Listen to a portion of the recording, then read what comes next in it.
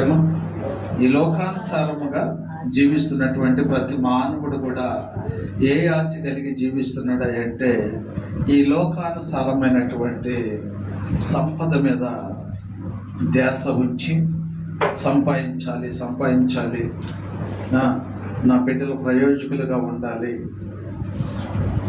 అని చెప్పేసి ఎంతో ప్రయత్నం చేస్తూ ఉంటారు.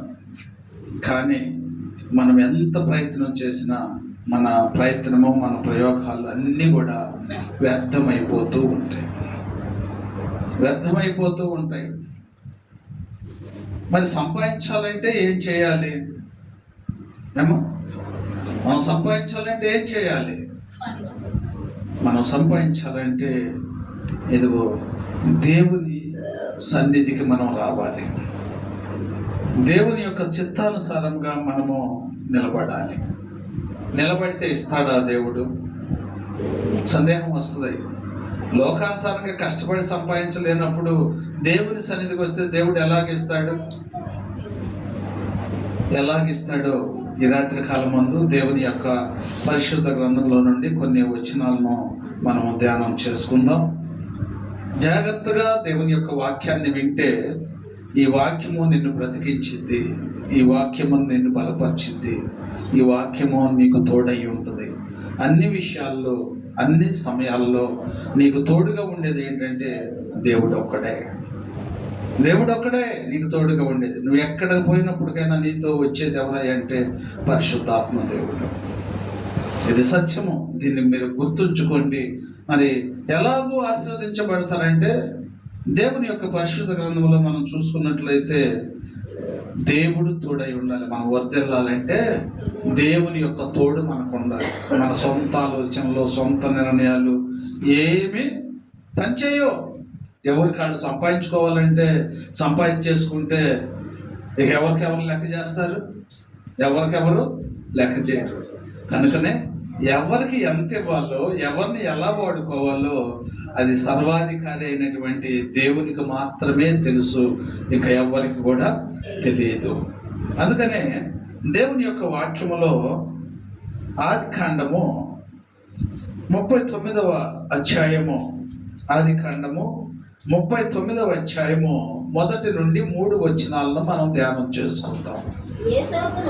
యోసేపును ఐగుప్తునకు తీసుకొని వచ్చినప్పుడు ఫరో యొక్క ఉద్యోగస్తుడును రాజ సంరక్షక సేనాధిపతియు నైన పోతీఫరును ఒక ఐగుప్తుడు అక్కడికి అతన్ని తీసుకొని వచ్చిన ఇష్మాయేలీయుల యొద్ద అతని కొనెను.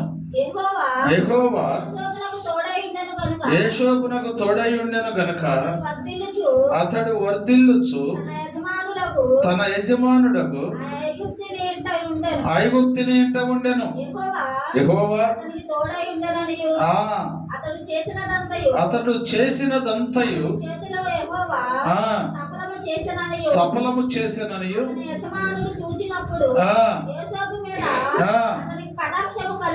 హల్లెలూయా, హల్లెలూయా. ప్రభునందు దేవుని బిడ్డలారా, ఇక్కడ యోసేపు గురించి మనకు తెలియపరుస్తున్నాడు. యోసేపు దేవుని యందు భయభక్తులు కలిగి జీవించినటువంటి వాడు. దేవుని యందు భయభక్తులు కలిగి జీవించినటువంటి వాడు. వారందరికంటే కూడా చిన్నవాడు. హల్లెలూయా. మనం లోకానుసారంగా చూసుకుంటే తల్లిదండ్రులు అయినటువంటి వారికి అందరి మీద ప్రేమ ఉండిద్దా? ఎవరన్నా ఒకళ్ళ మీదే ప్రేమ ఉండిద్దా? ఏమో హల్లెలూయా. ఎవరైతే ఫస్ట్ ప్రేమ పెంచుకుంటారో వారి మీదే ప్రేమ ఉంటుంది. అయితే ఇక్కడ మనం చూసుకున్నట్లయితే యోసేపు మీద అంట వాళ్ళ తండ్రికి ఎంతో అపారమైనటువంటి ప్రేమ అంట. హల్లెలూయా. ఎంతో ప్రేమ అయినప్పుడు మరి నలుగురు ఉన్నప్పుడు నలుగురిలో ఒకటి ప్రేమగా చూసుకుంటుంటే ఖచ్చితంగా వాళ్ళకి అసూయ పుట్టిద్దా పుట్టదా? ఏమో పుట్టింది. హల్లెలూయా. ఇది లోకానుసారమైనటువంటి నాడ, ఇది లోకానుసారమైనటువంటి వాళ్ళు కనుక ఇది అయితే లోకానుసారంగా ఉన్నప్పుడు వాళ్ళ తండ్రి ఏం చేశాడంటే ఆయనకు ఒక నిలువు టంగి ఒకటి కుట్టించాడు. కుట్టు లేనటువంటిది అంగి ఒకటి విచిత్రమైనటువంటిది ఆయనకు గుర్తించేటప్పటికి వీళ్ళకి ఎంతో అసూయ పెరిగిపోయింది. హల్లెలూయా. అది కాక యేషోబు దేవుణ్ణి ఎరుగున్నాడు కనుక యేషోబుకు దేవుడు ఏం చేశాడంటే కలలు అనేటువంటి అవకాశాన్ని ఇచ్చాడు. ఆ అవకాశాన్ని ఇచ్చినప్పుడు ఆయన ఇదిగో కలలు కంటూ ఉంటాడు. అప్పుడు వారి అన్నల గురించి చెబుతాడు. ఆయనకు వచ్చింది ఏది కూడా దాచుకోకుండా చెప్పేస్తాడు. ఆయనకు ఒకరోజు ఒక కళ వచ్చింది. ఏం కళ వచ్చింది అంటే, అయ్యా మనందరం కూడా అంటే మన చేలో పనులు కడుతున్నాము, పనులు కడుతుంటే మీ పనులన్నీ లేచి వచ్చి నాకు నమస్కారం చేస్తున్నాయి అంటే అన్నల తమ్ముళ్ళు తల్లిదండ్రులు వచ్చి నమస్కారం చేస్తున్నారని చెప్పాడు. ఎరా మేము పెద్దోళ్ళం అయ్యుండి నీకు వచ్చి మేము నమస్కారం చేయాలా, చిన్న పెద్ద లేదా నీకని చెప్పి వారు కక్ష పెట్టుకున్నారు. దానికి తోడేమో మరి అలా నాన్నగారేమో ఇదిగో యొక్క నిలువుటంగి కుట్టించేటప్పుడు ఇంకొద్దిగా పెట్టుకున్నారు. హల్లెలూయా. ఎట్టయినా సరే వీడిని కొట్టాలి. ఎవరో తోడబుట్టిన వాళ్ళే, ఎవరెవరో కాదు, తోడబుట్టిన వాళ్ళే. సరే వాళ్ళు ఏ ప్లాన్లో ఉన్నప్పటికైనా ఏం కలిగి ఉన్నప్పటికైనా యేషోబు మాత్రం దేవుని యందు భయభక్తులు కలిగి ఉన్నాడు. భయభక్తులు కలిగి ఉన్నటువంటి యేషోబును వారు ఏం చేశారంటే ఇదిగో వారి అమ్మల దగ్గరికి ఇదిగో పోయి చూసిరాయి అని చెప్పేసి తండ్రి పంపిస్తే వెళ్ళేటప్పటికి అడుగురు అంత దూరాన్ని ఉండగానే అంటున్నారు, అడుగురు కళ్ళలుగానే వాడు వస్తున్నాడు, వాడిని ఇప్పుడు కొడుతుంటే మనం అంట ఆడికి నమస్కారం పెట్టామంట, వాడిని పట్టుకొని కొడుతుంటే ఇప్పుడు ఎవరు నమస్కారం పెడతారో చూద్దాం. హల్లెలూయా హల్లెలూయా. పట్టుకొని కొట్టేసి ఇదిగో గోతిలో పడేశారు. ఆ నిలువుటంగిని తీసి ఏం చేశారంటే ఒక గొర్రెపిల్లను చంపేసి ఆ గొర్రెపిల్ల యొక్క రక్తంలో ఈ నిలువుటంగిని ముంచేసి వాళ్ళ నాన్నకు తీసుకెళ్ళి చూపించారు. చూపించి ఇదిగో ఏం తినేసినాయో మరి అంగి చూడు ఆయిందేను కదా అని చెప్పి చూస్తే అవును ఇది నా కొడుకు అని చెప్పేసి ఇదిగో ఏడుస్తున్నాడు. ఆ గోతిలో ఉన్నప్పుడు అటు నుంచి వస్తున్నప్పుడు వారికి తీసి ఏం చేశారు, అమ్మేశారు. హల్లెలూయా. ఐగుప్తీయులు వచ్చి అమ్మేశారు. అమ్మేసేస్తే ఇదిగో తీసుకొని వెళ్ళిపోయారు. అయినప్పటికీ దేవుని నమ్ముకున్నటువంటి వారు ఎవరో ఏ మనసు కలిగి ఉండాలో దేవుడు తన లేఖనము ద్వారా మనతో మాట్లాడుతున్నాడు. ప్రియ దేవుని బిడ్డలారా, దేవుని నమ్ముకున్నానని నువ్వు అనుకుంటే సరిపోదు. దేవుని యొక్క చిత్తానుసారంగా నేను నడుచుకుంటున్నానని నువ్వు అనుకుంటే సరిపోదు. ఇక్కడ దేవుని యందు భయభక్తులు కలిగినటువంటి వారు ఎవరో అని మనం ఆలోచన చేస్తే యేషోబును అన్నలో అంత హింస పెట్టారు కదా, అంత శోధించారు, చంపేయాలని చూశారు కదా, అయినప్పటికీ వారి మీద కక్ష పెట్టుకోలేదంట. వారి గురించి అసలు ఆలోచనే చేయలేదంట. ఎందుకని? అది నువ్వు నేనైతే ఊరుకుంటావా? ఏమో ఊరుకో. నీకంటే నేనేం తక్కువ వాడినా? నీ ఎవరిని చూస్తారంటే వీడేమంటాడు, నీ ఎవరిని చూస్తానంటాడు. వాళ్ళ దగ్గర ఆ సంభాషణ జరగలేదు. ఎందుకు జరగలేదు అంటే యేషోబు దేవుని యందు భయభక్తులు కలిగి ఉన్నాడు. దేవుని యందు భయభక్తులు కలిగినటువంటి వారు దేవుని యొక్క గుణగణాలను ఎరిగి ఉండాలి. ఏంటి దేవుని యొక్క గుణగణాలని మనం ఆలోచన చేస్తే యేసు ప్రభువును ఇదిగో సిలువేయటానికి తీసుకొని వెళ్ళేటప్పుడు కొరడాలతో కొట్టారు. నాగటి సాళ్ళ వల్లే ఇదిగో శరీరం అంతా కూడా తున్నబడింది. ఆఖరి బొట్టు వరకు కూడా ఆయన కార్చారు. అడుగు తీసి అడుగు వేస్తుంటే ఇదిగో రక్తపు బిందులు అడుగులు పడిపోతున్నాయి. అయినప్పటికీ యేసయ్య ఎవ్వరి మీద కూడా ఎటువంటి కక్ష పెట్టుకోలేదు. ఈరోజు దేవుని యొక్క వాక్యం వింటున్నటువంటి ప్రియ దేవుని బిడ్డ, నీ జీవితంలో కూడా ఎవరి మీద కక్ష పెట్టుకోకూడదు. ఎందుకంటే దేవుని యొక్క చిత్తాన్ని కనుగొన్నటువంటి నీవు, దేవునికి లోపడినటువంటి నీవు, దేవుని యొక్క చిత్తం ఏమై ఉన్నదో ఇంకా చిత్తములో నేను ఎదగాలి అని చెప్పి నువ్వు ఆలోచన ఉండాలి. కానీ వాళ్ళు నన్ను అన్నారు, ఏళ్ళు నన్ను అన్నారు, వాళ్ళు ఎందుకు అనాలి, వీళ్ళు ఎందుకు అనాలి అని చెప్పి అంటే ఆటోమేటిక్గా అపవాదిగాడు వచ్చేసేస్తాడు నీలోకి. నీలోకి వచ్చి ఏం చేస్తాడంటే ఇంకా కొద్దిగా పెంచేస్తాడు. ఆ అవకాశం నువ్వు ఇయ్యబట్టే వాడు వస్తాడు, లేకపోతే వాడు నీ మీదకు రాడు. అయితే యోసేపు ఆ అవకాశం ఇవ్వలేదు, అపవాదిగాడికి ఆ అవకాశం ఇవ్వలేదు. వాళ్ళ అన్నల్లో చొరబడ్డాడు. వాళ్ళ అన్నలు ఇదిగో చిత్రవద చేయగలిగారు, కానీ యోసేపులోకి రాలేకపోయాడు. ఎవరు? అపవాదిగాడు. వాళ్ళ అన్నల దగ్గరికి వచ్చాడు, వాళ్ళ అన్నలు మా మనసును కఠినపరిచాడు, తోడబుట్టినాడు అని కూడా లేకుండా ఎంతో చిత్రవద చేశారు. ఎంత చిత్రవద చేసినప్పటికైనా దేవుని వైపు ఉన్నాడు కనుక, దేవుని యొక్క చిత్తాన్ని కనుగొంటున్నాడు కనుక, దేవుని యొక్క తలంపు, దేవుని యొక్క ఆలోచన నీ మనసులో ఉంటే అపవాదిగాడు నీ దగ్గరికి రానే రాడు.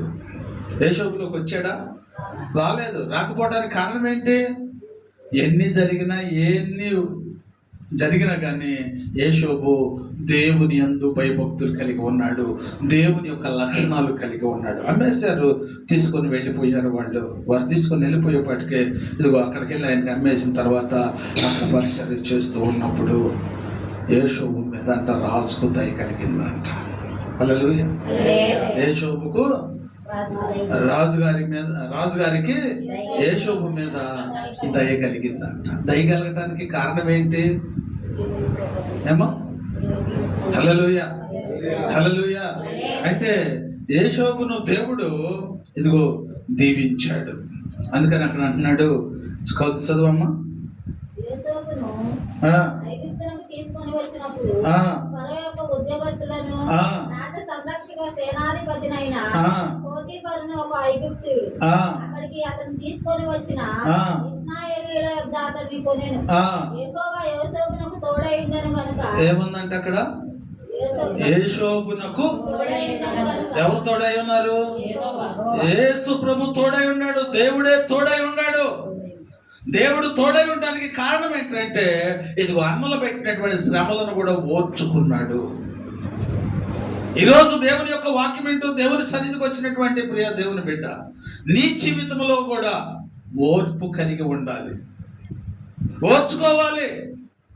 ఎదుటి వ్యక్తి వచ్చి నిన్ను ఏదైనా అన్నారనుకో, నువ్వు ఎవరితో వాదనాడాలంటే వచ్చి నీతో గొడవడినటువంటి వారితో కాదు, నువ్వు దేవునితో వాదనాడాలి. ప్రభా, నా బిడ్డ నా మీదకి ఎందుకు వచ్చింది గొడవ అంటే, అపవాదిగాడు అనేకమైనటువంటి ప్రయత్నాలు చేస్తూ ఉంటాడు.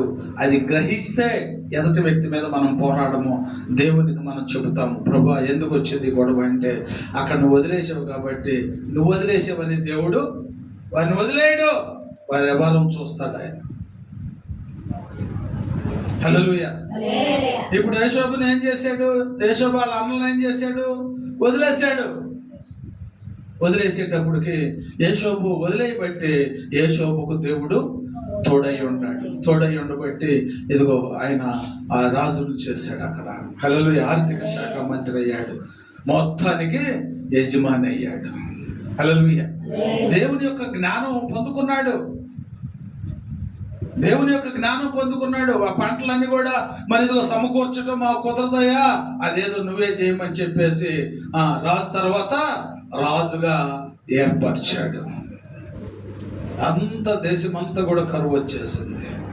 దేవుని చిత్తంలో ఉన్నటువంటి వారికి ఏమి కొదవలేదంట, ఏమి కొదవ ఉండదు. సమస్తమును సమృద్ధిగా దేవుడే వారికి అనుగ్రహిస్తాడు. మరి ఆయన ఇబ్బంది పెట్టినటువంటి అన్నలో వారు ఎన్నో ఇబ్బందులకు గురయ్యారు. కానీ యోసేపు దేవుని కలిగి ఉన్నాడు కాబట్టి దేవుని యొక్క జ్ఞానమును యోసేపుకి ఇచ్చాడు. యోసేపుకి ఇచ్చినటువంటి జ్ఞానమును రాజుగారికి తెలియపరిచాడు. రాజుగారికి తెలియపరిచినప్పుడు, అయ్యా ఇదిగో 7 ఎన్నులు బలమైనటువంటి వెన్నులు ఇదిగో బలహీనమైన వచ్చి ఆ యొక్క బలమైన వాటిని మింగేసినాయి అని చెప్పినప్పుడు 7 ఆవులు బలమైనటువంటి ఆవులు, 7 బలహీనమైనటువంటి ఆవులు, ఆ బలమైనటువంటి ఆవులు మింగేసినాయి. ఇదయ్యా రాజ్యానికి వచ్చినటువంటి కళ అంటే ఏంటి? దానికి అర్థం ఏంటంటే 7 సంవత్సరాలు పంట సమృద్ధిగా పండిద్ది, 7 సంవత్సరములు పంట లేకుండా పోతుంది. ఈ పండినటువంటి పంటను మనము జాగ్రత్త చేసుకుంటే ఆ 7 సంవత్సరములు ఈ యొక్క పంట మనకు సమృద్ధినిచ్చిద్దయ్యా అని చెబితే, అదేదో నాకు తెలియదు కానీ అదేదో నువ్వే చూసుకో.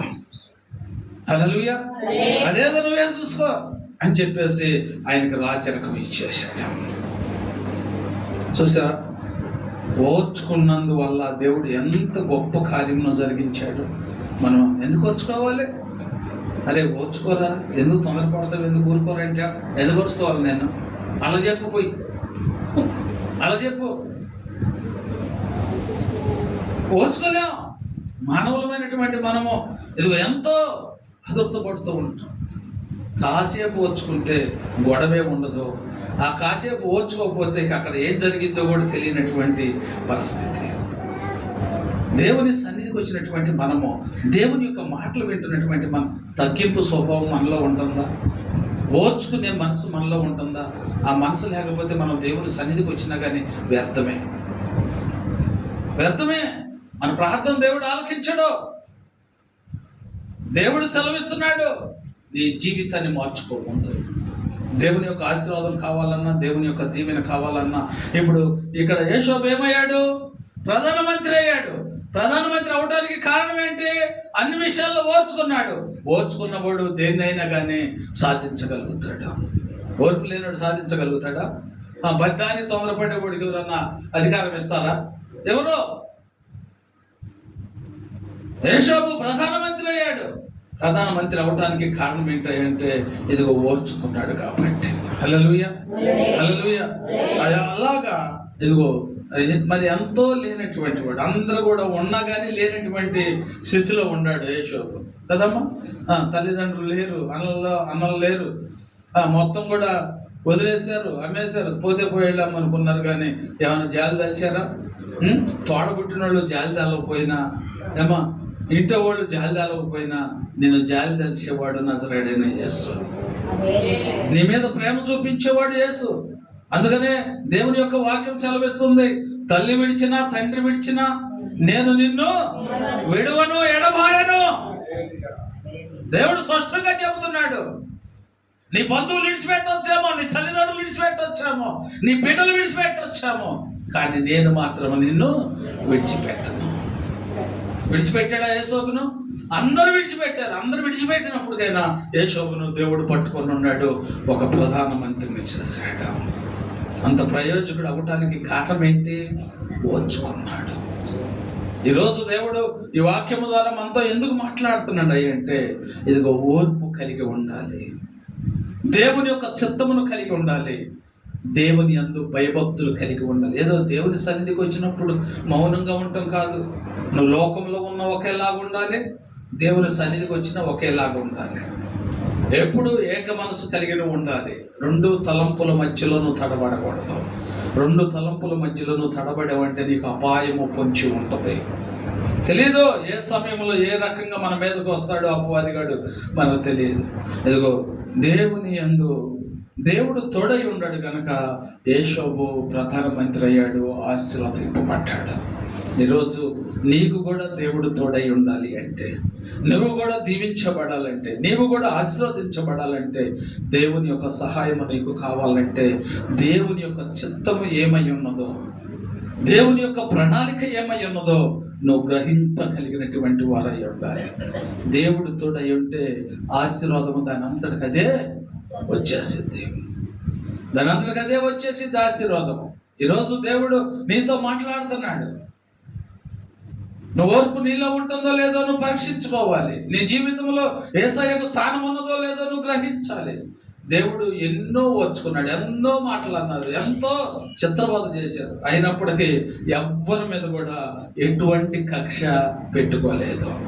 అదే మనస్సు యోసేపు కలిగి ఉన్నాడు కనుక యోసేపు ధన్యుడైపోయాడు. అంతే.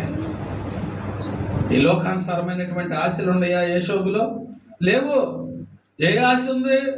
దేవుని యందు ఆశ, దేవుని పట్ల విశ్వాసము, దేవుని యందు నమ్మకం ఉంచాడు కాబట్టి ఆ నమ్మకము, ఆ ఆశ, ఆ విశ్వాసం ఏం చేసిందంటే యోసేపును ప్రధానమంత్రిని చేసింది. హల్లెలూయా, హల్లెలూయా. యోసేపును ప్రధానమంత్రి చేసింది. మరి నీవు ఆశీర్వదించబడాలంటే ఇదిగో ఇలాంటి లక్షణాలు కలిగి నువ్వు జీవించాలి. నీకు దేవుడు తోడై ఉంటే నువ్వు దీవించబడతావు. నీకు దేవుడు తోడై ఉంటే నీ సమస్యల నుంచి విడుదల పొందుకుంటావు. దేవుని యొక్క చిత్తమును కనుగొంటే తప్పకుండా నీ పట్ల దేవుడు అద్భుతమైనటువంటి కార్యములను జరిగిస్తాడు. నువ్వు ఊహించినటువంటి కార్యములను దేవుడు నీ పట్ల జరిగిస్తాడు. మొట్టమొదటిగా దేవుడు తోడై ఉండాలి. నువ్వు వర్ధిల్లాలి అంటే దేవుడు నీకు తోడై ఉండాలి. మళ్ళీ రెండోది వచ్చేసి నువ్వు వర్ధిల్లాలంటే ఏం కావాలి, మనం ఎలాంటి జీవితం జీవించాలంటే అమ్మా దేవుని యొక్క ధర్మశాస్త్రమును ధ్యానించేటువంటి వారమై ఉండాలి. మనకు ఎప్పుడు సమయం దొరికితే అప్పుడు మనం ఏం చేయాలి, దేవుని యొక్క వాక్యమును మనము ధ్యానం చేసుకుంటూ ఉండాలి. దేవుని యొక్క వాక్యమును మనము ధ్యానం చేసేటువంటి వారమై ఉండాలి. అప్పుడు నువ్వు ధన్యుడు అవుతావు. దేవుని యొక్క పరిశుద్ధ గ్రంథం చూడండి, కీర్తనల గ్రంథము 1వ అధ్యాయము 2వ వచనము నుండి మనం ధ్యానం చేసుకుందాం. యెహోవా ధర్మశాస్త్రమునందు ఆనందించుచు దివారాత్రములు దాన్ని ధ్యానించువాడు ధన్యుడు. అతడు నీటి కాలువల ఎవరను నాటబడినదై ఆకు వాడక తన కాలమందు ఫలమిచ్చు చెట్టు వలె నుండును. హల్లెలూయా, హల్లెలూయా. దేవుని యొక్క వాక్యం మనకు సెలవిస్తుంది. నువ్వు వర్ధిల్లాలి అంటే, నువ్వు ఆశీర్వదించబడాలి అంటే దేవుడు చెప్తున్నాడు. మొట్టమొదటి నుంచి మనం చదువుకుంటే అక్కడ అంటున్నాడు, దుష్టుల ఆలోచన చొప్పున నడవక, పాపుల మార్గమున నిలవక, అపహాసకులు కూర్చుండు చోటను కూర్చుండక, యెహోవా ధర్మశాస్త్రమునందు ఆనందించుచు దివారాత్రములు దాన్ని ధ్యానించువాడు ధన్యుడు. హల్లెలూయా. నువ్వు ధన్యుడు కావాలంటే ఏం చేయాలి? దుష్టునితో స్నేహం చేయకూడదు. దుష్టుని యొక్క తలంపులు నీలోకి రాకూడదు. దుష్టుని యొక్క ఆలోచనలో నీలో ఉండకూడదు. ఆ ముసలమ్మ ముచ్చట్లో నీలో ఉండకూడదు. మరి ఇవి లేకపోతే ఏం చేయాలి అంటే, నీకు సమయం దొరికినప్పుడల్లా పరిశుద్ధ గ్రంథం నీ ఇంట్లో ఉంటుంది కనుక అది తీసే రోజుకు 4 అధ్యాయాలు చదువు. దానిలో ఉన్నటువంటి సారం ఏంటి, దాంట్లో ఉన్నటువంటి సత్యం ఏంటని నువ్వు ఆలోచన చేసిన రోజున ఆ పరిశుద్ధాత్మ దేవుడు, వాక్యమై ఉన్నటువంటి దేవుడు నిన్ను పట్టుకుంటాడు. ఆ వాక్యము నిన్ను పట్టుకుంటుంది. ఆ వాక్యము నిన్ను బలపరిచింది. అందుకనే ఎప్పుడైతే నువ్వు వాక్యమును ధ్యానం చేస్తావో, వాక్యానికి లోపడతావో, చదివి ఆశపడతావో, సంతోషిస్తావో, అప్పుడంట దేవుడు నిన్ను నీటి కాలువల యోర నాటుతాడంట. హల్లెలూయా. నీటి కాలువల యోర నాటుతాడంట. నీటి కాలువల యోర నాటబడతామంటే ఏంటి? నీరు దేనికి సాదృశ్యంగా ఉంది? వాక్యానికి సాదృశ్యంగా ఉంది. ఆ వాక్యము దేనికి సాదృశ్యంగా ఉంది? దేవుని సాదృశ్యంగా ఉంది. అంటే నువ్వు దేవుని సన్నిధిలో ఒక బలమైనటువంటి సాధనముగా నువ్వు వాడబడేటట్టుగా దేవుడు నిన్ను వాడుకుంటాడు. ఒక బలమైనటువంటి సాధనముగా దేవుడు నిన్ను వాడుకుంటాడు. ఆయన చిత్తములో, ఆయన ప్రణాళిక ప్రకారము ఆయన నిన్ను వాడుకుంటాడు. అతడు నీటి కాలువల యోరను నాటబడినదై ఆకు వాడక తన కాలమందు ఫలమిచ్చు చెట్టు వలె నుండును. అతడు చేయనదంతయు సఫలమగును. హల్లెలూయా. అతడు చేసే పనులన్నీ కూడా, ఇదిగో మట్టి పట్టుకుంటే బంగారం అయిద్దంటారు చూసావా, అట్టాగా నువ్వు ఏది చేసినప్పటికైనా దేవుడు నీ పట్ల అద్భుతమైనటువంటి కార్యమును జరిగిస్తాడు. ఎందుకు జరిగిస్తాడు అంటే, ఆయన చిత్తానుసారముగా నువ్వు జీవిస్తున్నావు గనక, ఆయన ప్రణాళిక ప్రకారము నువ్వు ఉన్నావు గనక, నీ పట్ల దేవుని యొక్క ప్రణాళిక ఏంటంటే, నా బిడ్డలైనటువంటి వారు ఏమీ కొదవలేదు అంటున్నాడు. హల్లెలూయా, హల్లెలూయా. ఆయన సమృద్ధినిచ్చే దేవుడు. ఆయన మనకి చిత్తానుసారంగా మనం నడుస్తున్నామా ఏమో? మరి దేవుని సన్నిధికి వచ్చేటప్పుడు ప్రతి ఒక్కళ్ళు పరిశుద్ధ గ్రంథాన్ని పట్టుకొని వస్తాం. మరి అది తీసుకొని మనం మళ్ళీ ఇంటికి వెళ్తాం. ఇంటికి వెళ్ళినాక మళ్ళీ పట్టుకుంటూ ఉందాం, మళ్ళీ వచ్చేటప్పుడు పట్టుకుంటామేనా ఏమో?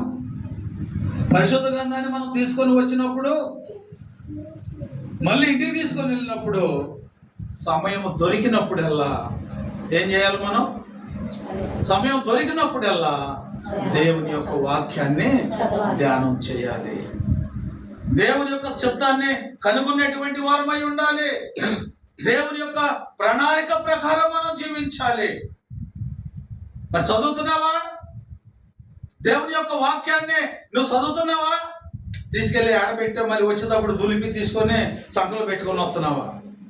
ఏమ్మా, దేవుని యొక్క వాక్యము నీకు వినబడుతున్నప్పుడు నీలో శ్రద్ధ భక్తి రావాలి. వాక్యం ఏమై ఉందంట? దేవుడై ఉన్నాడు. నువ్వు వాక్యం చదివినప్పుడల్లా పరిశుద్ధాత్మ దేవుడు నిన్ను ఆవరించి ఉంటాడు. గమనిస్తున్నావా? గమనించినటువంటి నీవు నిర్లక్ష్యం చేయబాక. వాక్యాన్ని చదవటానికి నిర్లక్ష్యం చేయబాక. సమయాన్ని దుర్వినియోగం చేసుకోబాక. కాలము ఎంతో విలువైనదని దేవుని యొక్క వాక్యం మన సెలవిస్తుంది. ఆ విలువైనటువంటి సమయాన్ని నువ్వు దుర్వినియోగం చేసుకుంటే నువ్వు నష్టపోతావు. దాన్ని సద్వినియోగపరచుకుంటే నువ్వు ధన్యుడు అయిపోతావు. దేవుని యొక్క వాక్యము మనకు సెలవిస్తుంది. ఆయన చిత్తానుసారముగా నువ్వు జీవించు. దివారాత్రంలో ఆయన వాక్యంలో ధ్యానించేటువంటి వారు ఏమవుతారంట? ఎంతో ధన్యులు. నీటి కాలువల వలన వారు నాటబడిన వారై ఆకు వాడక తన కాలమందు ఫలమిచ్చేటువంటి చెట్టు వలె ఉంటారంట. హల్లెలూయా, హల్లెలూయా. ఎలా ఉంటారంట? ఫలమిచ్చేటువంటి చెట్టు. ఫలమిచ్చే చెట్టుని ఎవరైనా నరుగుతారా? ఎందుకు నరకరు? ఫలాలు ఇస్తుంది కనుక దాన్ని ఎవరు కూడా నరకరు. అలాగే ఫలిభరితమైనటువంటి జీవితం నువ్వు కూడా జీవిస్తే ఆ జీవితాన్ని ఇచ్చినటువంటి దేవుడు ఇంకా నిన్ను అభివృద్ధి పరచాలని, ఆయన పనిలో నిన్ను వాడుకోవాలని, నీకు ఇంకా కావాల్సినటువంటి సమృద్ధిని దేవుడు నీకు అనుగ్రహిస్తాడు. హల్లెలూయా, హల్లెలూయా. దేవుడు నీకు సెలవిస్తున్నాడు. నువ్వు సమృద్ధి అయినటువంటి జీవితం జీవించాలని దేవుడు కోరుకుంటున్నాడు. ఈ రాత్రి కాలం మందు దేవుడు తన వాక్యము ద్వారా నీతో మాట్లాడుతున్నాడు, నిన్ను బలపరుస్తున్నాడు. ఆ వాక్యానుసారముగా నీవు జీవించినట్లయితే నీ జీవితానికి ఒక అర్థాన్ని దేవుడు దయచేయాలని కోరుకుంటున్నాడు. మూడోది వచ్చేసి దేవుని ఆశ్రయించేటువంటి వారమై ఉండాలి. ఏం చేయాలి? మనం దేవుని ఆశ్రయించాలి. 2వ దినవృత్తాంతాలు 25వ అధ్యాయము 5వ వచనం నుండి కొన్ని వచనాలను మనం ధ్యానం చేసుకుందాం. అమధ్య యూదా వారిని అందరినీ సమకూర్చి యూదా దేశమంతటను బెన్యామీనుల దేశమంతటను వారి వారి పితరుల ఇండ్లను బట్టి సహస్రాధిపతులను శతాధిపతులను నియమించారు. అతడు 20 సంవత్సరములు మొదలుకొని అంతకు పై ప్రాయము గల వారిని లెక్కింపగా ఈటెను డాళ్లను పట్టుకొని యుద్ధమునకు పొదిగినట్టి యోధులు 3 లక్షల మంది కనబడారు. హల్లెలూయా, హల్లెలూయా.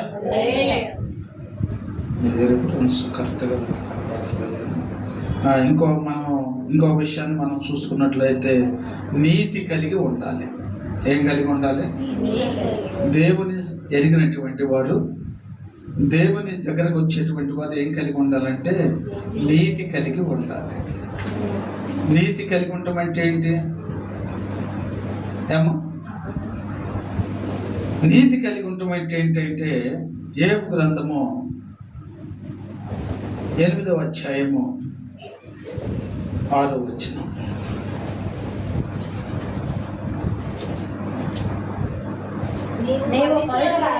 నీవు పవిత్రుడవై యథార్థవంతుడవైన ఎడల నిశ్చయముగా ఆయన నీ యందు శ్రద్ధ నిలిపి నీ నీతికి తగినట్లుగా నీ నివాస స్థలమును వర్ధిల్ల చేయును. అప్పుడు నీ స్థితి మొదట కొద్దిగా నుండి నన్ను తుదకు మహాభివృద్ధి పొందు. మనము నిన్నటి వారమే, ఏమీయో తెలియదు. హల్లెలూయా. మన జీవితం ఏ పాటిదంట? మనం ఏ పాటి వారమంట? మనం ఎప్పటి వారము? నిన్నటి వారమే. రేపు ఏమి సంభవించునో మనకు తెలియదు.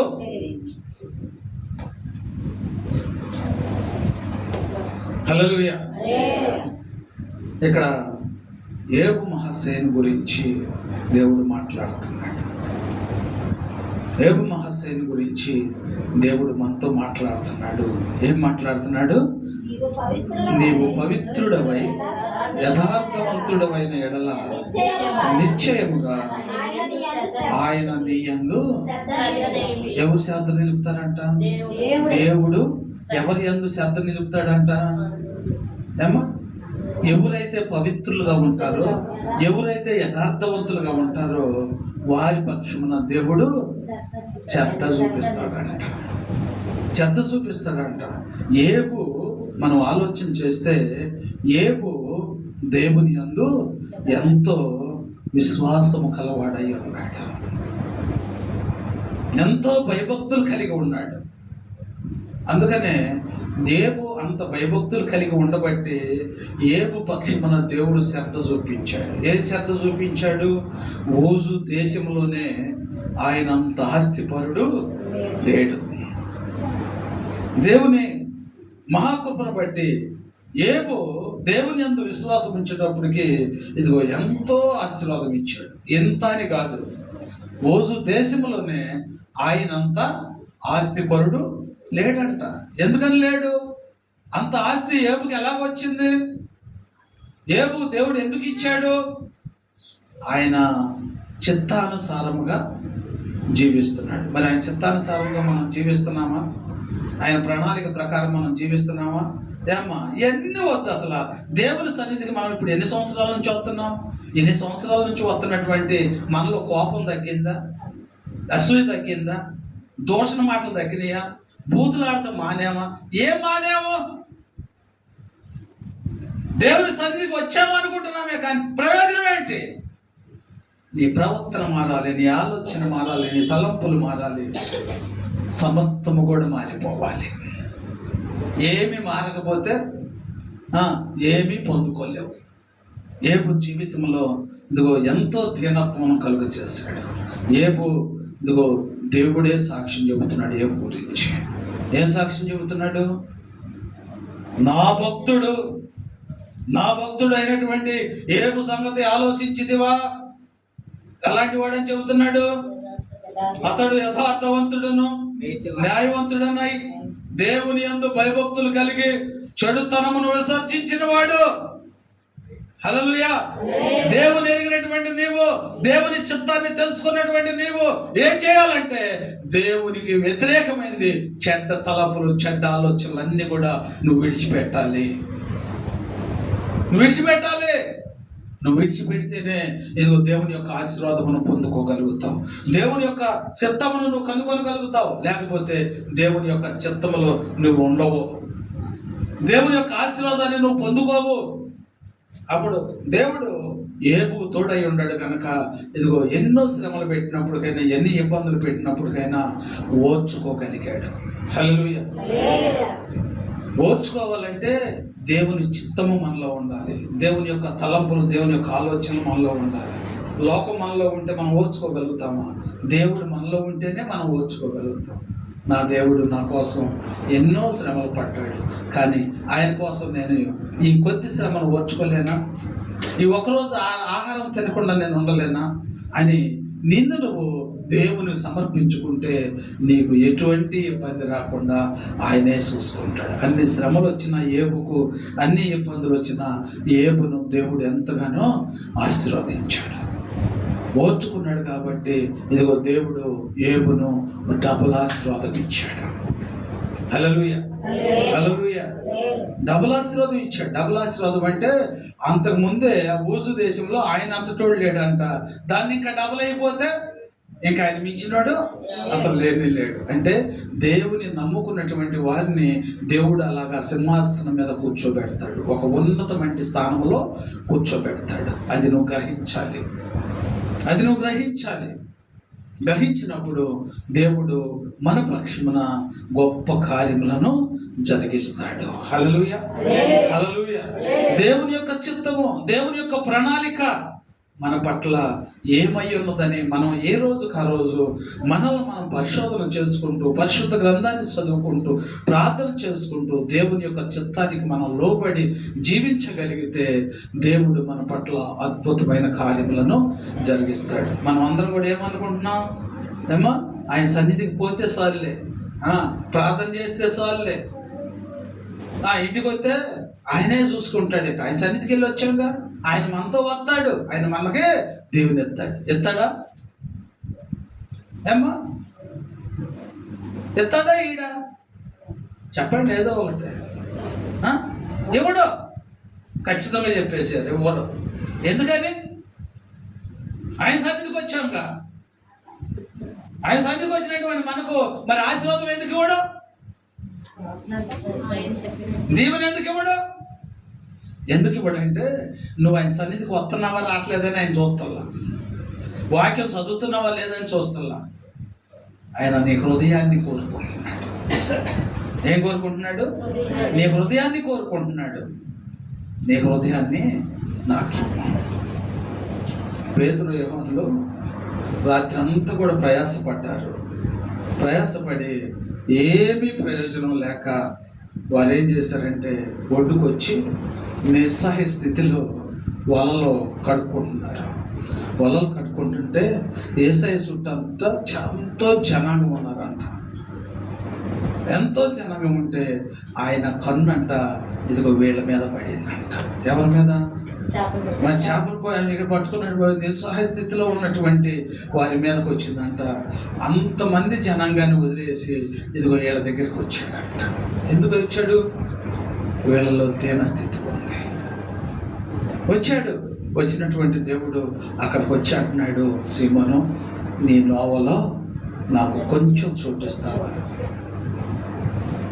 దేవుడు అడుగుతున్నాడమ్మా, నీ హృదయంలో నోవా అనగా మన హృదయానికి సంబంధించింది. నీ హృదయంలో నాకు చోటిస్తావా? మరి ఇస్తావా? అక్కడ సీమోను అడిగినట్లుగా ఇప్పుడు నిన్ను అడుగుతున్నాడు యేసయ్య. నా సన్నిధికి వచ్చినటువంటి నీవు, నా మాటలు వింటున్నటువంటి నీవు, నీ హృదయంలో నాకు చోటిస్తావా? అంటే నీ హృదయంలో ఉన్నటువంటి కంపును, నీ హృదయంలో ఉన్నటువంటి కల్మషాన్ని తీసివేసుకొని నాకు ఆహ్వానం తెలియపరిస్తే నేను వచ్చేస్తానమ్మా నీ హృదయంలోకి. ఆయన నీ హృదయంలోకి వచ్చాడంటే నీ సమస్యలన్నీ తీరిపోతాయి. ఆయన నీతో ఉన్నాడంటే నీ ఇబ్బందులన్నీ కూడా తీరిపోతాయి. హల్లెలూయా, హల్లెలూయా. నిన్ను ఒక ఉన్నతమైన స్థానంలో ఉంచుతాడు యేసయ్య. నీ జీవితాన్ని మారుస్తాడు, నీ తలంపులు మారుస్తాడు, నీ ఆలోచనలన్నీ కూడా మార్చేస్తాడు. ఈ రాత్రి కాలం మందు దేవుని యొక్క చిత్తానుసారముగా మనం జీవిద్దాం. దేవుని యందు భయభక్తులు కలిగి మనం జీవిద్దాం. లోకానుసారమైనటువంటి వారికి మనకు వ్యత్యాసం ఉండాలి. లోకానుసారమైనటువంటి వాళ్ళు చేసినట్లు మనం చేయకూడదు. వారంటే భయం లేనటువంటి వారు, మనమంటే భయం కలిగినటువంటి వారు, దేవునికి భయపడాల్సినటువంటి వారు. దేవుని యొక్క చిత్తం ఏమై ఉందో మనం ఎరిగి ఉన్నాం కనుక ఇప్పుడు దేవుడు తన వాక్యము ద్వారా మనతో మాట్లాడాడు కనుక వాక్యానుసారముగా మనం జీవిద్దాం. మన జీవితాల్లో మన హృదయంలో యేసయ్యకు చోటిద్దాం. యేసయ్యను మన హృదయంలో భద్రపరచుకుందాం. ఆయన చిత్తానుసారంగా మనం జీవిద్దాం. ఆయన ఇచ్చేటువంటి ఆశీర్వాదమును, ధన్యతను మనం పొందుకుందాం. దేవుడు ఈ కొద్ది మాటలను ప్రభు మన వెనుకల్లో దీవించి ఆశీర్వదించి మహిమ పొందునుగాక. ప్రార్థన చేసుకుందాం. మమ్మల్ని మిక్కలిగా ప్రేమించిన మా ప్రియపరలోకపు తండ్రి, పరిశుద్ధాత్మ దేవుడా నీకు వందనాలయ్యా. ఈ లోకములో వర్తిల్లాలి అంటే, ఆశీర్వదించబడాలంటే ప్రభువా నీ యందు భయభక్తులు కల వారికి నువ్వు ఇచ్చేటువంటి దీవెన అది శాశ్వత కాలమైనటువంటి దీవెన ప్రభువా.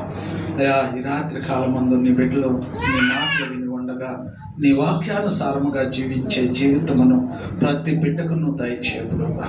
ప్రతి బిడ్డను కూడా నువ్వు బలపరచయ్యా. నీ బిడ్డలో విన్నటువంటి వాక్యము అపవాదిగాడు దోసుకుపోకుండా నీ బిడ్డల హృదయంలో భద్రపరచుకొని వాక్యానుసారముగా జీవించి వారి హృదయంలో నీకు స్థానం ఇచ్చినట్లుగా నీవు ఆ బిడ్డల యొక్క జీవితాన్ని సరిచేయమని క్రీస్తు నామములు అడుగుచున్నాము తండ్రి.